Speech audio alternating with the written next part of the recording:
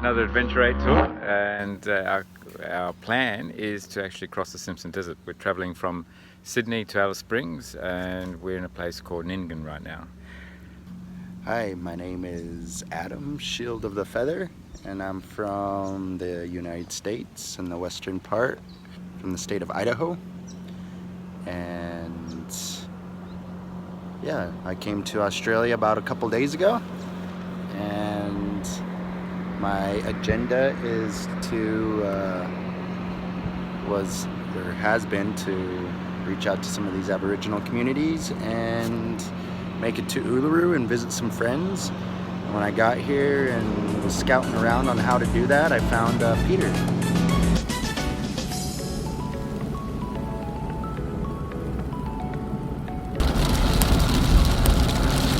It's like we're in the rain clouds and it just stops a car length in front of us. Yeah, right. That's ridiculous. It looks like there's just a cloud over us because you look over there and over here. It's right here. Yeah. One of the challenges of outback travel is believe it or not, water. And as you can see here, the bridge remains, but the road's been washed away. Yeah. But I have a question for you, Adam. Yes. You've studied all the different, many different indigenous cultures around the world and the relationship between them all, particularly around songlines. What connection have you sort of realized or trying to find out between songlines of the world and say the Aboriginal songlines? Yeah, songlines are mostly a term used by the Aboriginals here, but as my understanding is the songlines connects them with the land and routes and passages of the land that are sacred to them and the tribes that seems to sprawl out all over Australia. And I really believe these songlines are part of sacred sites and lines that are pertained to the earth and her, as you could say, her energetic lines or concentration of lines of energy that stem all over the world. So, like tribes in the US and all over the world, for instance, like Sedona, Arizona is very similar to the Red Rocks here, Mount Shasta, and like Giza. And so you have Uluru and these songlines that will, as the Aboriginals understand or know, will stem and move across from one part of the land to the other. And those songlines, I believe, stem all across the world, from sacred site to sacred site, that connect and that weave together the sacred sites of our Earth Mother. So our Earth Mother have just like us an energetic body, and this energetic body isn't necessarily seen besides her physical body, but the energetic body, like us, are her ley lines or her meridianal points like we have. And these meridianal points are high concentrations of energy where sacred sites are, temples are, churches are. And if you know these song lines or these sacred sites around the world, they're a good place to go, to be at, to meditate on, to pray on, to have these sacred sites on, to connect with on the earth in a spiritual level.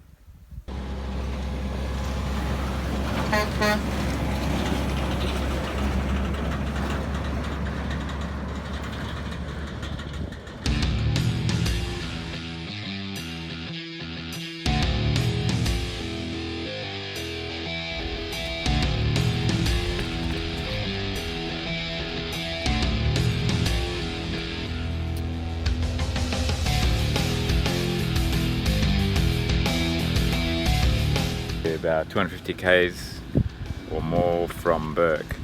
We've come to an old homestead called Uracino. It was operating probably about 20 odd years ago, but now it's gone into disrepair. We're going to check it out and see how much is left of it.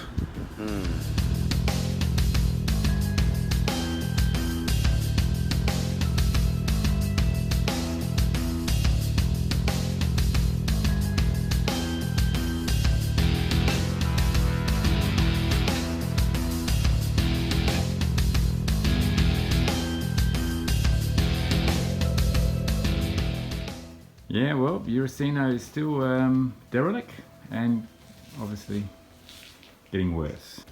More poo, more gunk. It definitely stinks. Oh, here's the reason why. One partially petrified kangaroo. Few leftover drinks. It's March, but what year? What year is this? Okay, 2007. So that's probably a good indication of when people were last here. 2006. With a little bit of wine left in there. We'll leave it for another 10 years.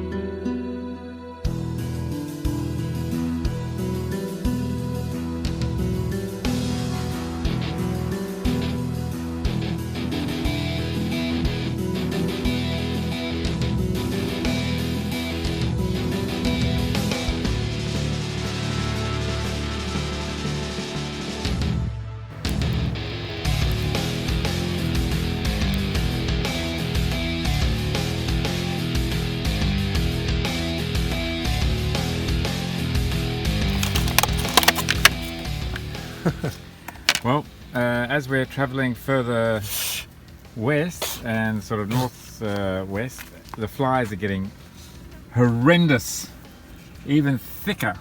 Yes, they are. It's like the only way to actually have your sandwich in relative peace inside your fly net as you eat. Hopefully you won't eat too many flies at the same time.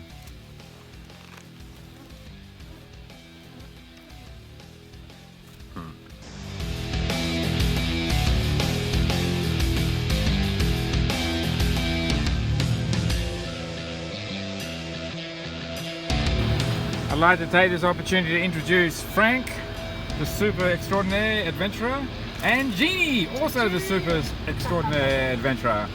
I'm a very bashful fellow, but you're exactly correct. Yes, absolutely. Absolutely, Right. absolutely. Lovely. So we're in Inaminka right now. We're heading to Walker's Birdsville. Crossing, but we're going to be, and Birdsville, and then eventually Simpson Desert. But right now, it's that magic hour. We're going to look for a campsite. And we're gonna have fly pie. Fly pie. Okay, I'm in for that. okay.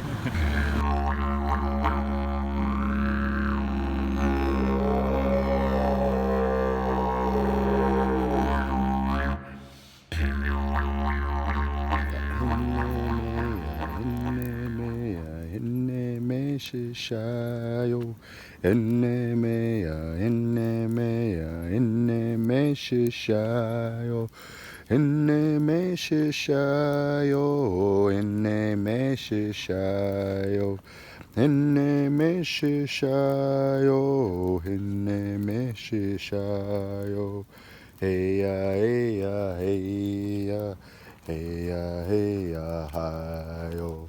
Heya, heya, heya, heya, heya, hayo. Enemea, enemea, eneme shishayo. Enemea, enemea, eneme shishayo. Eneme shishayo, eneme shishayo, eneme shishayo, eneme shishayo, heya, heya, heya, heya, heya, hayo, heya, heya, heya, heya, heya, hayo. Yo.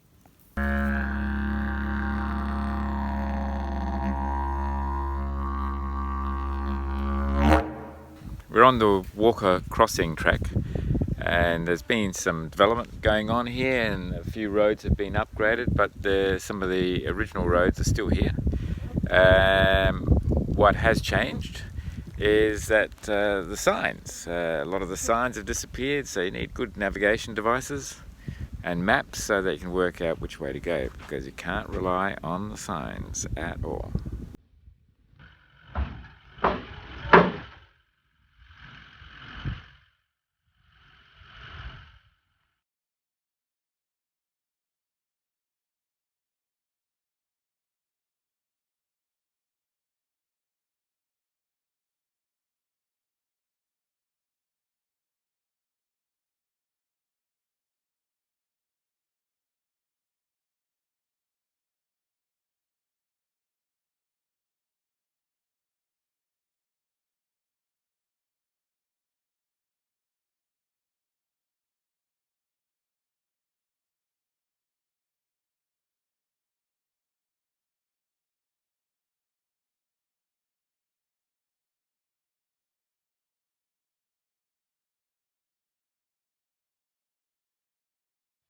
Well, I like to go work with the Indigenous and share whatever they want to share, and bring that out. And on my platform, I thought of it as a good opportunity to take on, to show our people on our side, as well. So that'll be shared with the Indigenous community on our end as well. Yeah. And those people I was just in New Zealand, so I spent the last few months with some of the Maori people down there. And in Africa, I traveled all through Africa last year, so I'm on this kind of trek. Yeah, that's interesting, but I think our stories, our Indigenous stories right across the globe are quite fascinating. Yeah, Really that's what gives I love. meaning to the land and the people, Right. Connect the land and all the people. Yeah, it's very, very similar. That's what I Yeah. love about it. Yeah. No, it is similar all around the world. Yeah. Okay, well first, welcome to my country. Thank you. This is my traditional land, country of my people, and my people welcome you and your people. We do have the same struggle. Creation stories, there are many stories. The one I like telling is the two boys dreaming story that came across the Simpson Desert from the west to the east to here to Burnsville, and their main aim was to create water wells throughout that dry, harsh lands, and so they engaged with the serpent, the great serpent, who features in many great stories. And the serpent went underground and they travelled overland, and when they found a suitable spot, they would call on a serpent and he would come up and create this water well. And the story got right across the Simpson Desert, right here to Burnsville. They met here. The end of the journey was here out on the river where is our favourite fishing hole. It's called Marupuru. And of course the water hole is a pretty important water hole. They also created these Kanmari. Kanmari still lives in that water, and it's there to protect the water and the fish.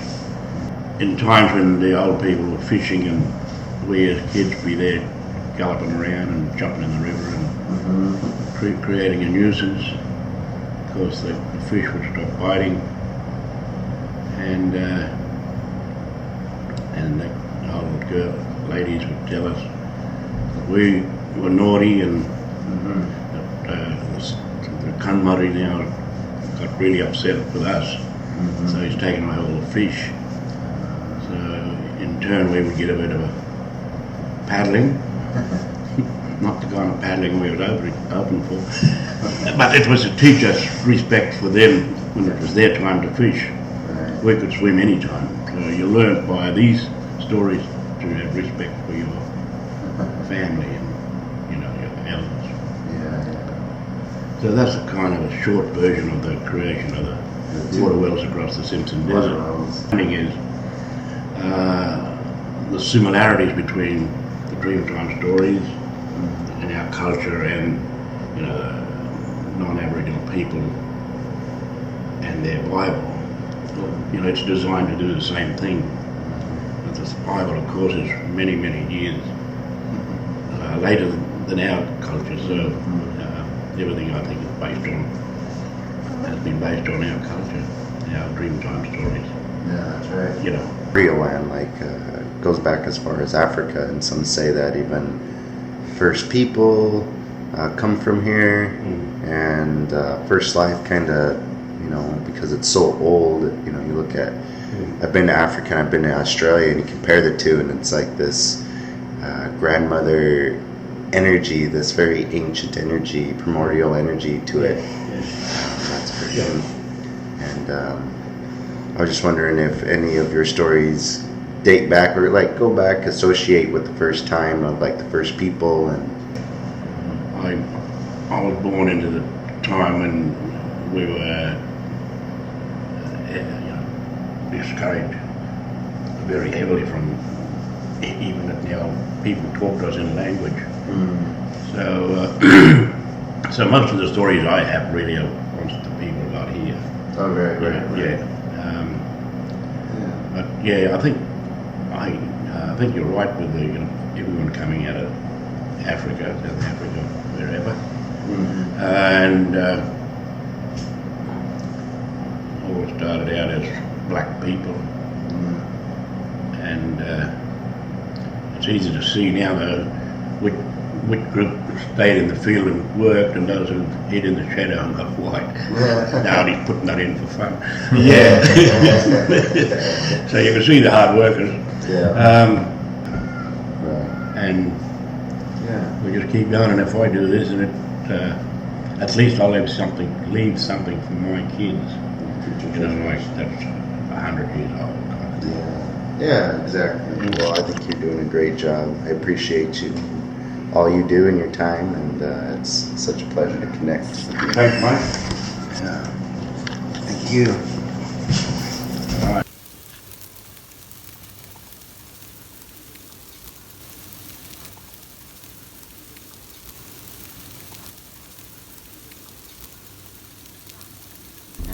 Alright, so we've just arrived at the beginning of the Simpson Desert from the east side, and we're going to be tackling our first sand dune.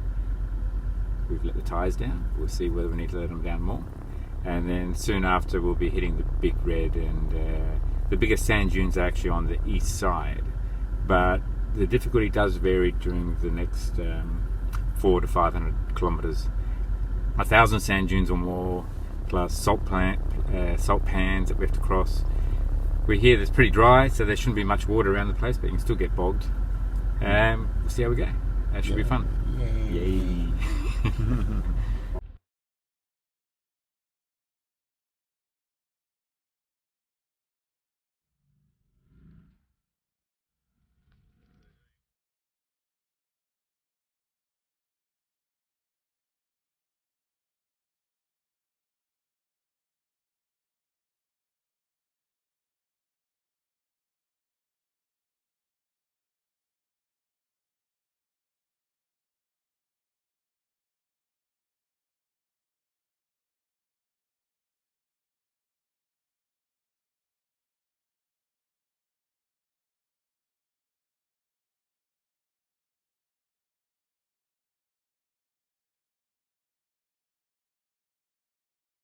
Bank's got to go all the way down.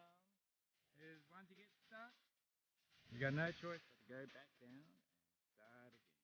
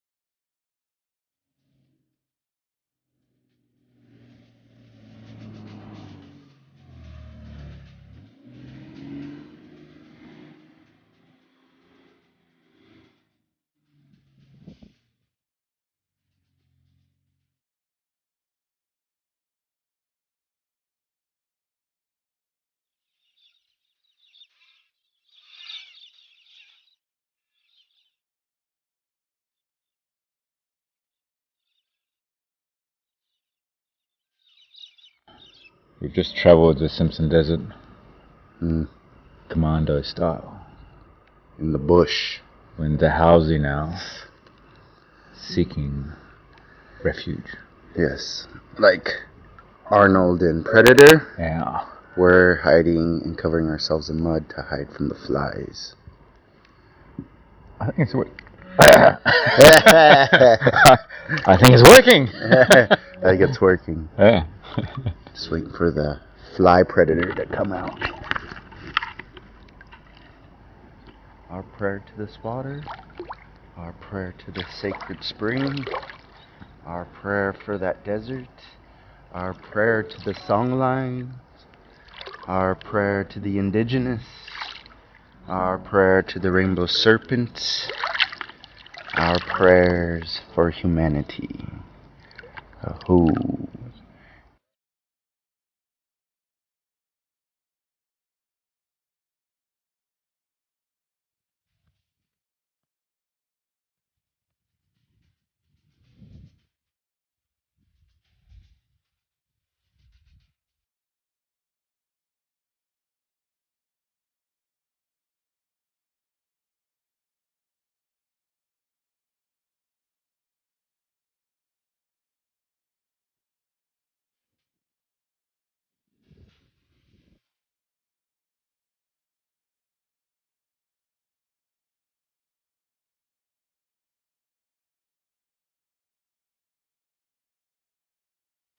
And the question was, what would be a phrase or 3 words of wisdom that could be passed on to the younger generation? Grandpa Frank's words of wisdom was, be honest to your fellow man. My words of wisdom, dare to be different. No regrets. Is that what you said? Okay, we're at the geographical center of Australia, and I figured it would be nice and good for the land and the people here if we created a medicine wheel and placed it right where the geographical center is here, since we're here already. And this place seems like it's a very high energetic point. As you can see, a lot of red dirt. A lot of trees around, very nice location. So, yeah, that's what we're going to do, create a medicine wheel.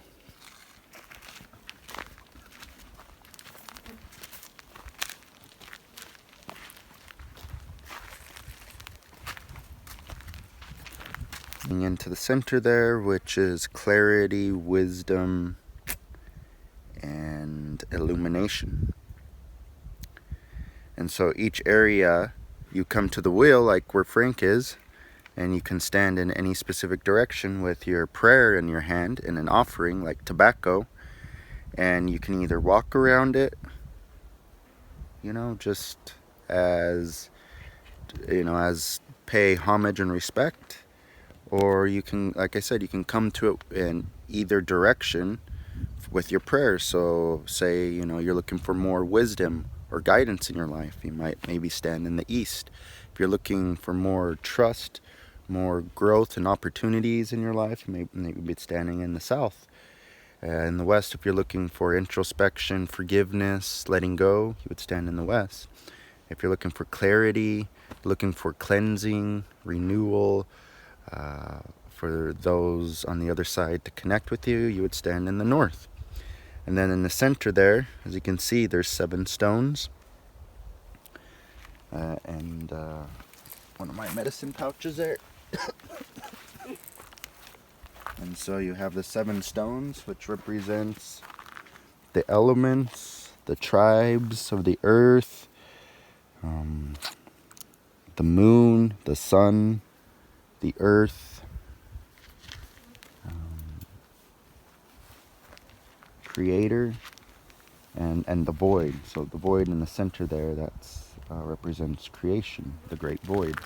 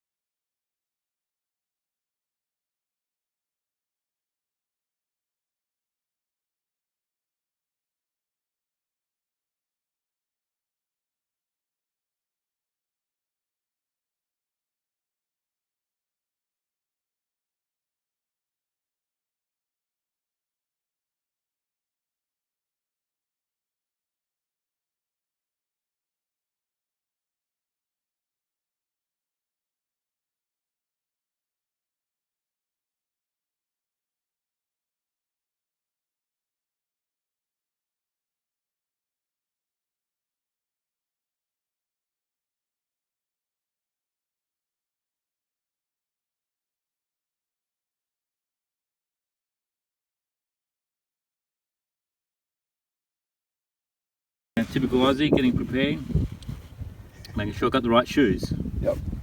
Me being that typical Indigenous, making sure I'm prepared. He's got the right shoes. Show me your calluses. Right now, can't really tell, But pretty tough. Alright. See how it is at the end of the walk.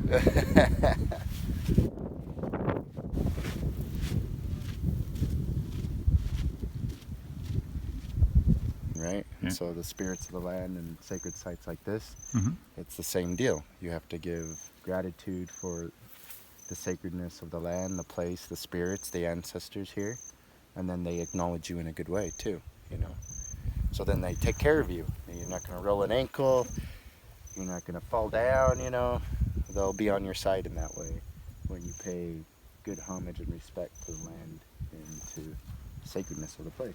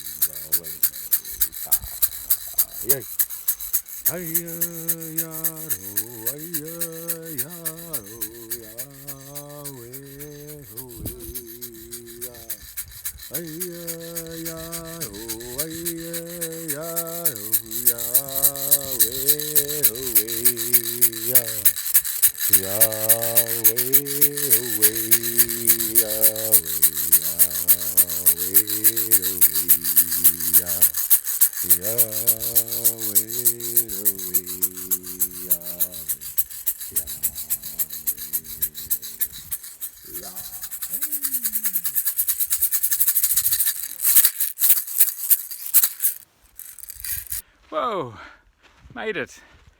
So, I think all up, we're probably up there for about 2.5 to 3 hours. It's about a 300-meter climb. Felt like a kilometer climb. Meditating out there, I just kept seeing these the people of the land, and they weren't saying anything, but they were pointing, and they kept pointing, and I kept seeing this initially. And when I looked to what they were pointing, it was just this ball of light. And then, so they don't let people up on the rock, and they don't let people. They do let people on the rock, but at certain times. So the weather has to be right. The temperature has to be right. Everything, the stars basically have to align for you to get, you know, for them to open the gate for them to allow you to climb on the rock there. And it's prohibited, and it depends on who you talk to about that. You know, they say how some of the Aboriginals around here forbid it, and that only elders do it. Many people have died on here actually climbing it. And so I knew that, you know, if I could get on the rock with my prayers and, you know, with my offering, that I would really, you know, that was something I felt pulled to do. And so, like I said, it's very, you don't know when they open the gate, and you never know, you know, even what time of day. So yesterday I was out there and I placed my prayers out there to climb it, and asked to gain entry onto the rock there with my prayers and whatnot. And so after we came back from Karajuka yesterday and came back, they had opened the gate, which was cool. And so we did get to climb onto the top there, got to meditate, got to sit up there. Very powerful spot. But essentially, that this rock, it's like they believe it to be one big rock, so it extends down, way down into the earth there. And so what I seen was this ball of light emanating from here, particularly associated with the sun. And yeah, you can really feel even the song lines that are associated with this land as well. So.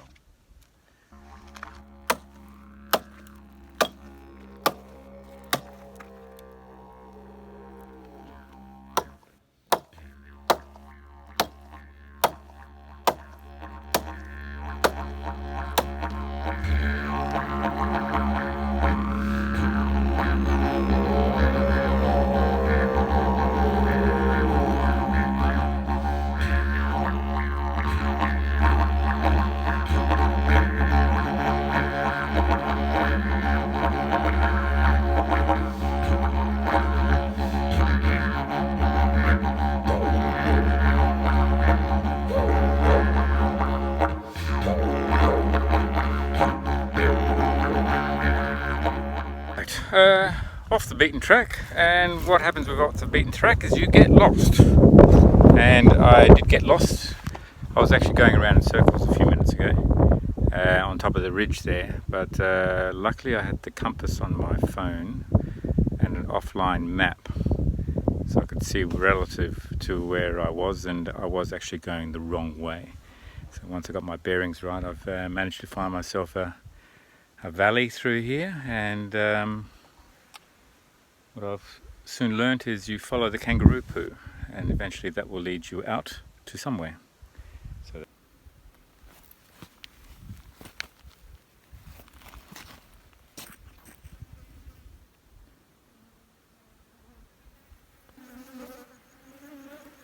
yippee! Following the kangaroo poo has actually led me to an opening in the cliff here, and taken me to an area where I can actually get back down onto the plains.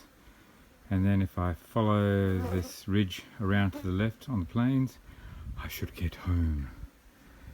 And another lesson when you go for a walk, particularly when it's not on a track, take extra water. I didn't take any. Next time I'll make sure I take some water with me as well.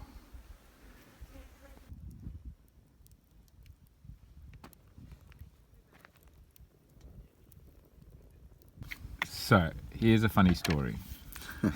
And it starts with Peter. I got lost today, as we know from an earlier video. And then Adam went walking, and obviously he heeded my advice. No, I didn't, and I got lost. But just to do one better, he got lost in the dark. Yeah, right, with the sun setting. And so I looked east, tried to find my way back out, weave through the mountain or the hill over there, and eventually found right where I started, back up on the hill, saw the fire, and came back down. And now I'm so hungry. So we both got to tell the story. We survived to be part of the adventure, to enjoy the meal by the fireside. Yay! Yay!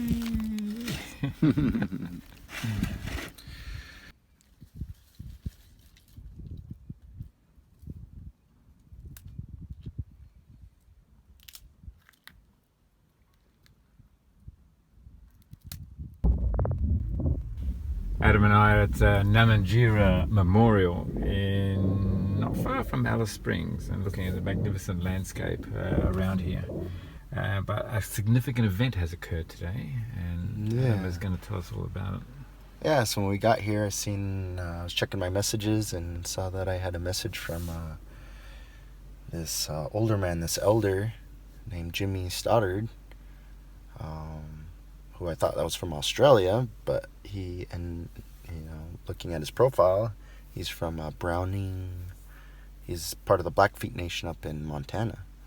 And so he said he was guided to call me by Creator to let me know that the 7th fire has just gone out and the 8th fire is now being lit, and that I'm to be part of this 8th fire, and that he does he's looking forward to bringing together the Indigenous people for the greater good of the country, to stand up against Trump, and to make this alliance happen and occur across the country. So we didn't touch on specifics, but I believe this eighth fire to be part of something big, as part of our Native American culture is concerned, and bringing our people together in a good way to help shift the powers be in that country in a positive way, and to spiritually enlighten that country as well. So yeah, we'll see what happens.